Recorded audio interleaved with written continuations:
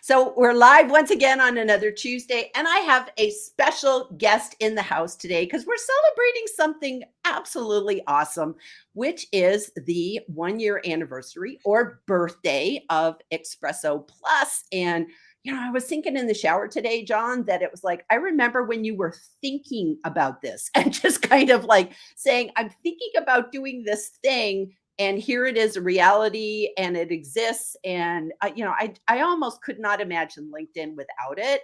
So before we get stuck in, just in case there's somebody who doesn't know who you are and what on earth this is all about, can you please just introduce yourself, and then we'll get chatting. Sure, I can. Thank you for having me, Gillian. Yes, I'm John Espirian, the relentlessly helpful LinkedIn nerd, and I'm a LinkedIn consultant, and we are here to talk about the premium community that I set up a year ago today called Espresso Plus. So it's a space for people who are solopreneurs or small business owners to get a bit of accountability so that they can improve their online presence. And LinkedIn is a big part of that for me and you and all of us, really. So yeah, it's a day of celebration, and thank you to everyone who's joined me for this journey for the past year. It's been fantastic. I love it. I love it. And it's interesting. I was in the shower today, and I was thinking, because that's where I do my best thinking. And I was thinking about how I had put in the post for this live today that you don't have to be a member of Espresso Plus. We'd love you to join, of course, but you don't have to be a member of Espresso Plus to celebrate. And it's kind of like a birthday. You can go to somebody's birthday party, and it's not your birthday, but you're there to celebrate. And I think in essence, there's many reasons why all of LinkedIn should be celebrating this with you today, John. And one thing is, you have been so helpful to so many people that it's like the more you do on LinkedIn, the more you do. It's like by having the Espresso Plus community, you're teaching people, you're learning what the members need, because we're all trying to do LinkedIn better. So that makes you a better LinkedIn teacher. And you have continued to still be the relentlessly helpful LinkedIn nerd to everybody on LinkedIn. It's not like you said, well, I'm done now helping you people. I will never post again. I only do Espresso Plus people. So I think that is really important. And then the second thing is, I was thinking about the ripple effect.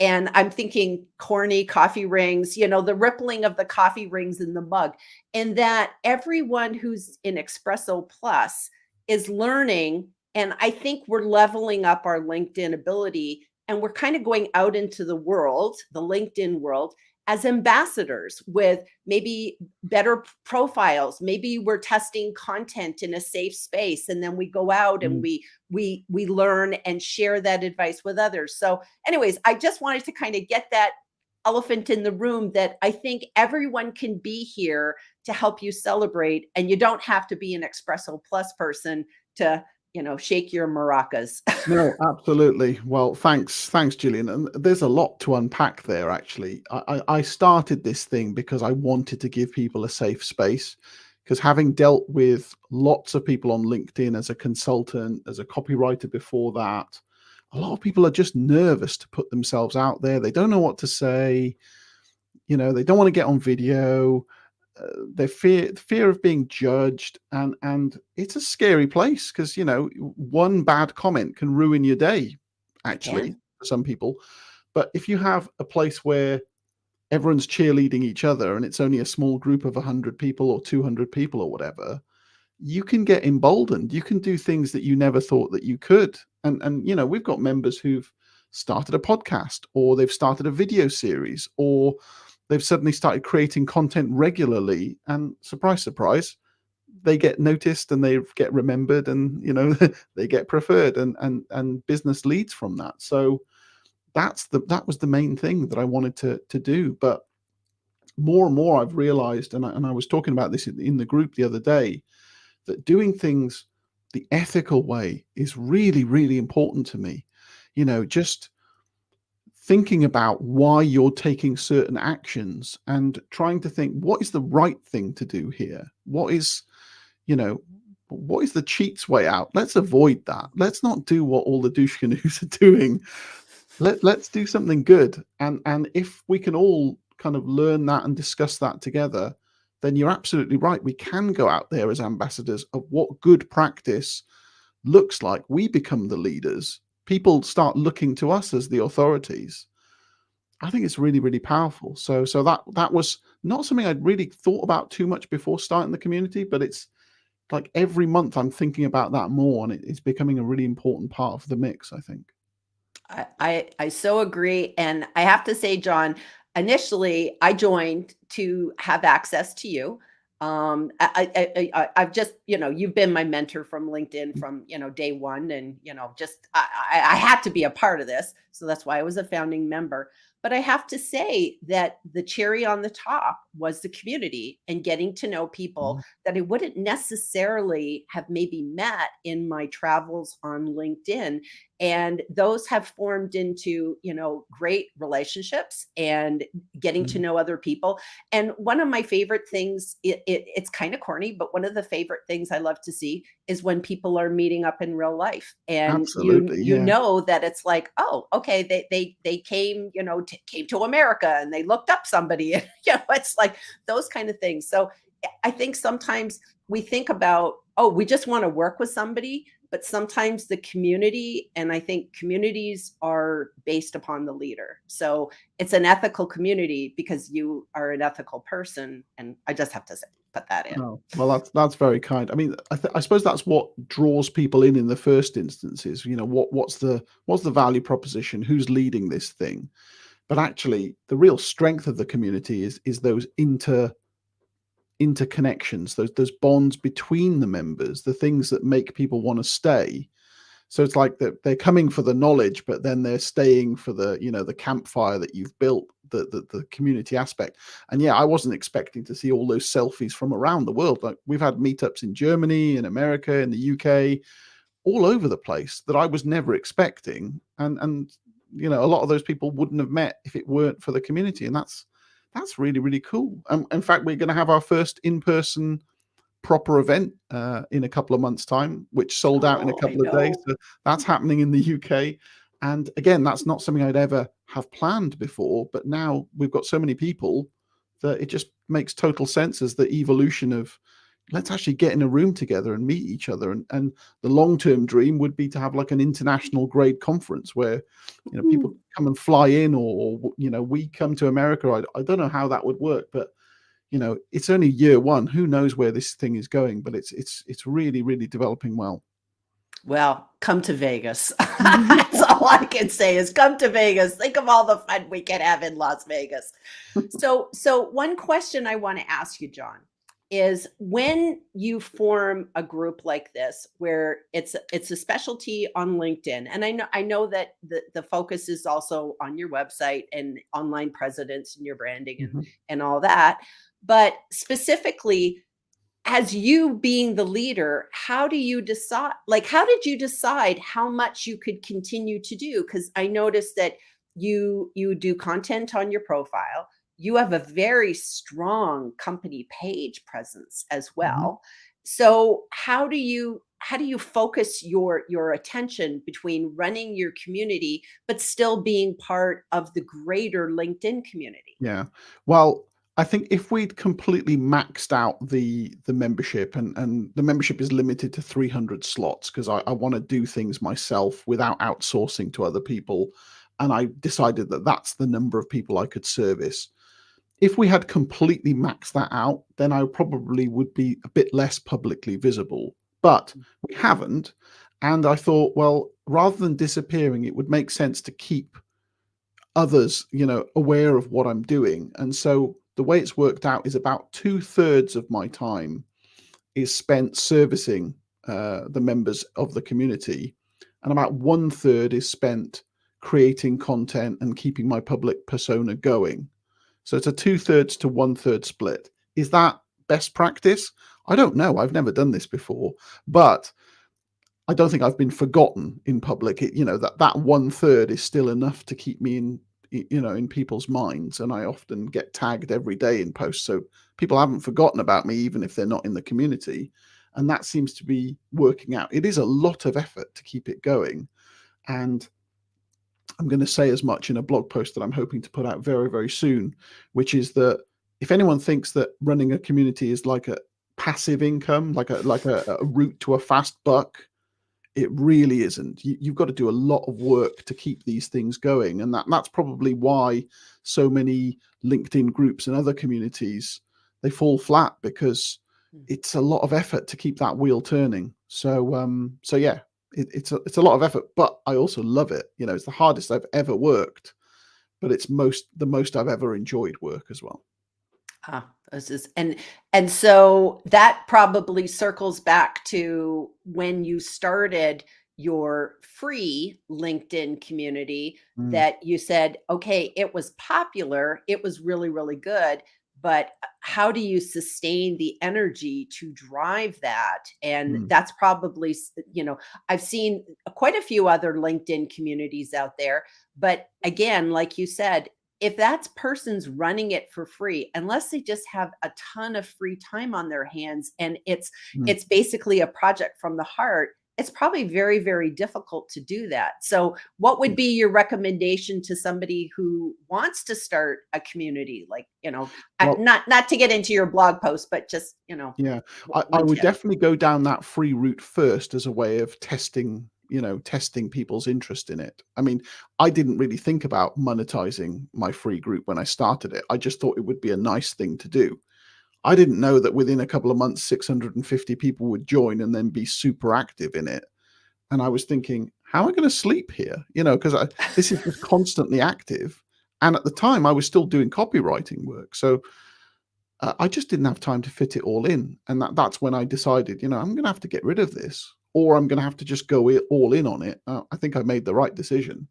But Right. if you're thinking about doing the same, I don't think you can go from a standing start to go, hey, I'm going to start a $50 a month community. Bang, go for it. Mm, I mm, think you need to just show that people are interested in something first. So maybe have a trial period where, I don't know, you get some beta testers together, or you run something for free and see whether that works. And then maybe you can extrapolate from there.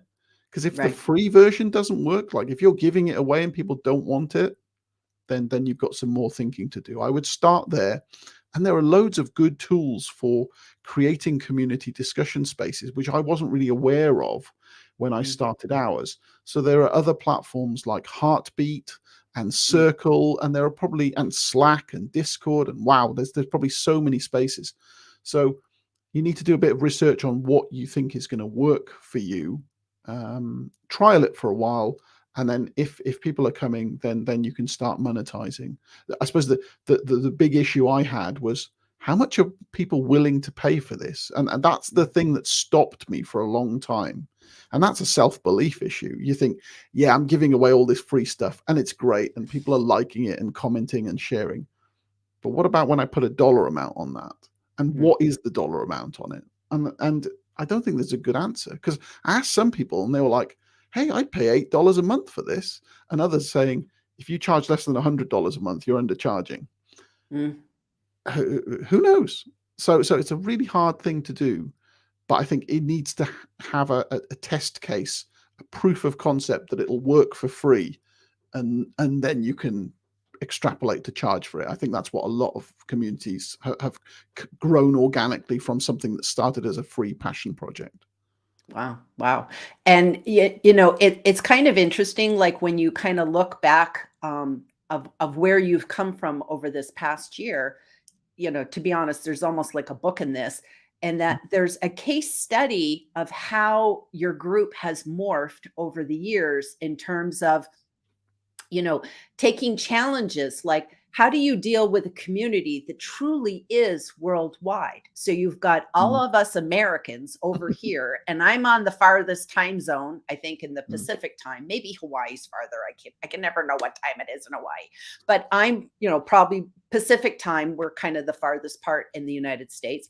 And then you got all those folks living in the future. You got your, New Zealand and the Australia and the India people. mm, So you have all these different time zones. And so you had to figure out, well, how do I do this? And, so you change the Q&A to have mm. basically half the world can go to this one, half the world can go to that one. And Yeah. you can show up in your PJs and go to either one if you so Mhm. choose. So, Yeah. those type of things. Or I like how you have accommodated different learning styles by your Q&As are on video. You always record everything on video, which is great. But then you came up with the idea of maybe some folks want to listen on the run. So you came up with a private podcast Yep. so that we could hear them, and then transcripts. So, Yep. what are some of the things that over the past year you've had to implement that looking back, you're like, I had no idea I would have to account for this? Absolutely. Yeah. I mean, I thought that a load of written content and video content would be sufficient. And that's the way we started out. And then a couple of members said, I'm on the go. I'm driving today. I'd like to listen to this. Is that okay? And I thought, how am I going to do? How am I going to extract the audio, and where am I going to put the audio? And then you start doing a load of research, and you start asking questions within the community. And then someone says, "Oh, try this podcasting platform." And so, like within probably about 15 minutes of that suggestion, there I was uploading audio to a podcast platform, and we've got a podcast in the community now. And then someone said, yeah, okay, but I don't really like videos and I don't want to listen. I just want to read so I can get the nuggets. Can you do that as well? It's like, okay, how am I going to do this? And then I worked out the technical solution. So I've now got my own custom solution, which is I use a program called Otter to get my captions. Okay.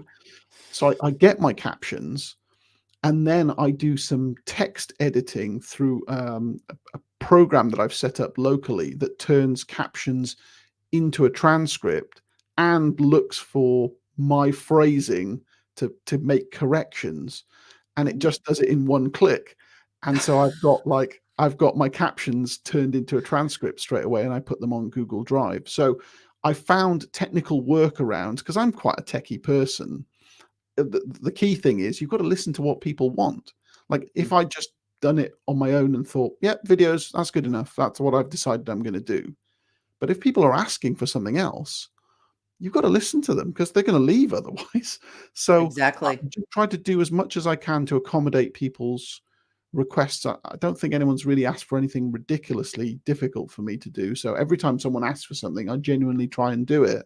And that makes people feel empowered. It's like, oh, look, he listened to me and he did it. And it's all better for all of us now. So there's stuff like that, which I think just adds some value to the community. And what it would be really nice is if I could show all of that to the outside world, but then people are paying to be a member. So I can't really lift the curtain and say, come and look at how all this stuff works. So you've got to be in it to see it for yourself. But I think it works pretty well. Awesome. Awesome. So speaking of community, I'm going to pop up some of our comments here. So we have the lovely Jeff Young. It's great to see two of LinkedIn's most relentlessly helpful people together again. Namaste. Yay. As somebody the other day said, you and I were kind of bookends. I don't remember who said that, but they said, somehow you two kind of, you're bookends of each other. So Yeah. that was nice. That was nice. Dr. Elizabeth, excited. Yay. It's so nice. It's so nice. Taking advantage of the carte blanche you gave me, Gillian, to drop the link to Espresso Plus here. Now, here we go. This is just a testament to people celebrating. Jeff Young is not in the Espresso Plus. He is just a person who claps and cheers for other people. And it's so lovely. It's so lovely. It is lovely. It is lovely. And that's another surprise thing. It's like when I started this, I didn't think that other LinkedIn trainers were going to be there. Like 30% of our members are LinkedIn specialists, including Yes. Nigel, who's on the screen now. Who's on the screen now. Yeah. Did not expect that at all, but it's been a lovely surprise. I guess it means that people trust me enough to come in, but everyone's sharing stuff with each other, which I think is fantastic. I love that. Absolutely. And it just kind of goes to show that we don't have to look at people as competition. It's like with 90 billion million people on LinkedIn, we don't really have competition. It's like you are going to resonate for whoever you're going to resonate for. So it's like, if anything, if we can collaborate, I think Ryan Anderson did a post on this morning about Mhm. competition.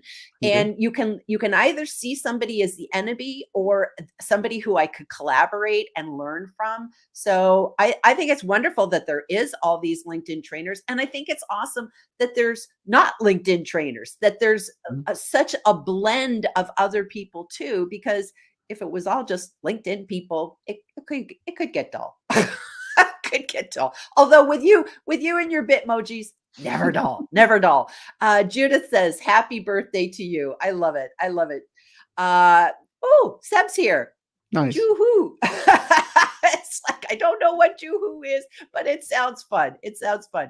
I made it to Gillian Whitney and John Espirian. Rock on, Kevin Turner. And Kevin Turner just, we just love Kevin. Kevin is great. Kevin is great. And speaking of love, the lovely Lois is here. Happy Espresso Plus anniversary, John. Yay. I, Nice. I love I Thank you. love I love the team spirit here. And I love on your page that talks about Espresso Plus that you have the Bitmoji friends with Lois all the way through. She's just always cheering you on. Got to It's so include it fun. somehow.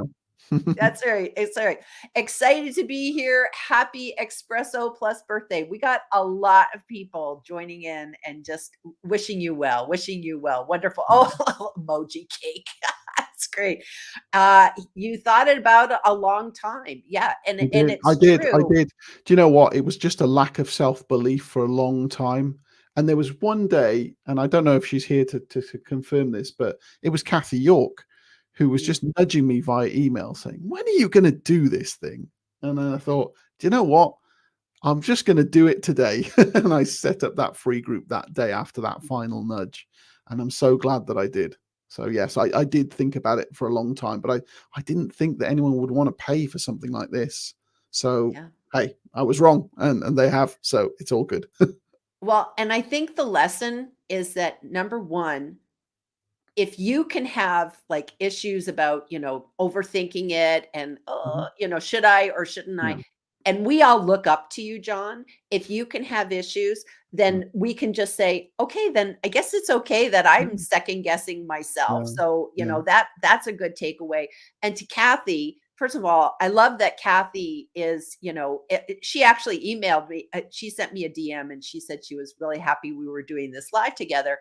Mm. And I did not know that she was so critical with, She the was. starting of Espresso Plus, or else I just forgot.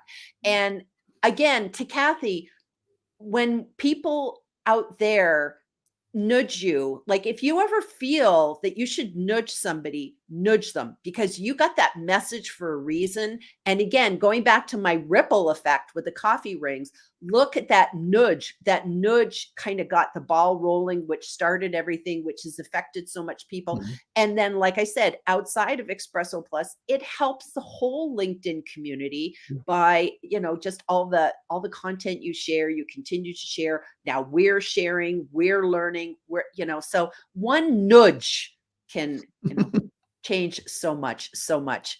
Uh all okay, says Albert. Great. Hey everybody, we got Angela here. Nice. Yay. Happy first anniversary Espresso Plus. I love everybody's getting in on the emojis, Great. the cake emojis. Happy first birthday Espresso Plus.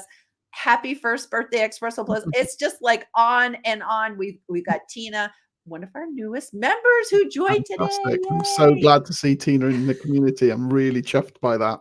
Oh, it's just awesome. It's just awesome. And oh, we got Craig coming in from Scotland, and I know that's Craig is one of the ones that's going to be going to your espresso.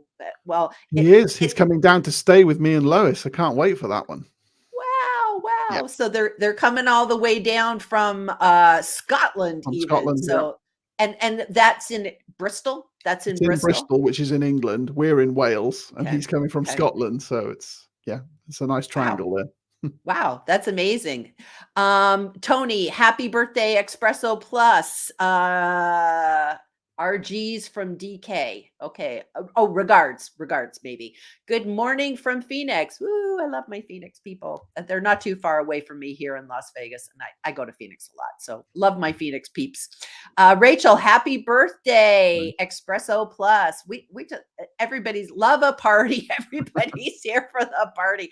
I wish that I could just be sending out virtual birthday cake to everybody that's tuning in today. Wow, look at all these awesome attendees, loving all the familiar names and the unfamiliar names too. Ah, that's Thanks, just Debbie. amazing. That's just amazing. So where do you kind of, okay, so now that the birthdays come and you're moving into year 2, sort of, do you have any plans for what's kind of, without spoilers, of course, but are you basically, do you feel you've kind of got it at a smooth pace now? Is there any future plans for the group that you want to Yeah, do? I think it's certainly going well as it is. I'm trying to tweak so that we can move into a pattern where it's always going to be a couple of Q&As a month, and where I'm always able to bring in an expert once a month. That started recently, and I've got those booked out till May now of an expert coming in to speak. Sometimes it's someone within the community speaking about a specialism.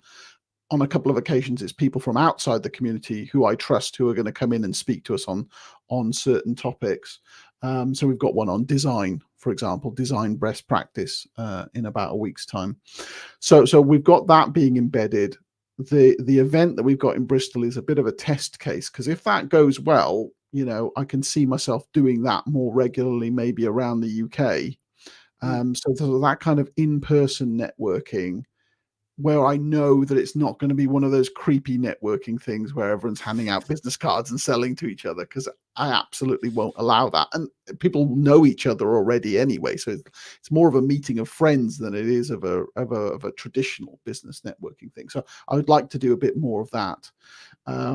There is a secret project that's going to be starting soon, but I haven't announced that publicly yet. So that's going to go to the members first. The members are also going to get a little gift in the next few days as well, and I'll then talk about that in public. But again, that's secret for now. So I've got a few things on the back burner, but most of all, I suppose I just want to keep hearing from people about what they want, so that I can help them more. Sometimes people express some kind of surprise that that I've been helpful to them in the community, and I was like, you're paying my bills. You're my boss. So if you want something, ask for it, and you come straight to me, and we'll see what we can do. So I love the fact that I'm basically speaking directly to my customers. There's no middleman. It's you and me, and we're all together trying to do something good. So I'm all ears on listening for innovations and ideas on how we can improve things for the benefit of all of us. I love that. I love that. And I especially love that you are open to listening to what we want. I know people said, "Hey, I want to know in advance, like, when are we going to have the Q&A so I can make sure I don't book myself. I want to make that a priority." So I thought that was really good. And I loved a couple of days ago, you put out a post, and I really like that, because to me, it complemented your book, which again, I always have to put in a plug for your book, because your book changed how I did my business. And so I tell people, if there's one book you should read, it really should be Content DNA. It's an excellent book. Thank you. And you're welcome. You're welcome. And one thing that, with the post that you put out the other day, you were talking about who Espresso Plus is not good for. And to me, that was kind of like going back to your book of the poison portrait, that you want to make sure. Sometimes we can say, this is who I should work with, or this is who my group is for, or whatever. But it's more clear when you say who it's not for, and you get a lot of clarity. And I know that when I personally read that post, I was just like, yes, I nodded yes to everything. And I really thought about all the people that I've gotten to know. And I said, I think those are the folks that definitely are in this group. People who, they want to give, they want to contribute.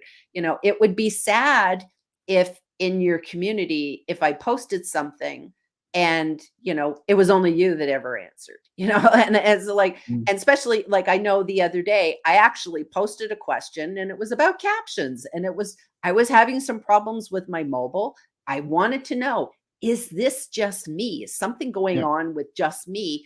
And there were people in the community. I don't even know if you were awake yet because, I was posting American time, and people were hopping in, giving suggestions. Have you done this? I've got an Android, da da da da, all these different things. And it was actually somebody in the community who is not a video person that was able to answer my question. I got it. And, that was a fabulous place that back and forth, I could do that in a small community. So Yeah. that was very, very helpful to me. So Awesome. the Thank you. the people are important. Okay, so we've reached our 30 minutes, John. Okay. So would you like to just kind of leave us with some sage advice, words of wisdoms before we go today? Well, I just wanted to just pick up on that thing that you've just talked about the post saying who you're not for.